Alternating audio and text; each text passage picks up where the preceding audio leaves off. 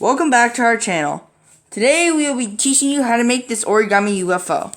To make this project, all you will need is one square 6-inch piece of origami, but you can use any square piece of paper. But for this video, we'll be using that size. Want to build it? Let's get started. Alright, start off by folding in half. Next, from right here, you just want to fold this in half again. Fold, do nice straight creases. Now, you just want to fold these two to the middle. Fold. And now that you have this, you just want to fold one side down, just like this.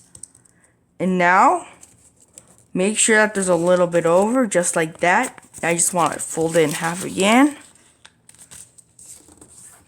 Fold, make sure you do nice folds. And now you're just going to fold this so it aligns with this one right here. Just like that. Now, unfold. Now, you should have this right here with the line down the middle and this right here. Now, from right here, you just want to flip it over and fold this up.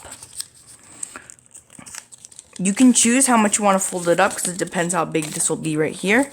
So, like right here works. But you want to fold it up. Make sure that this is facing upwards, but you want to do it on both sides.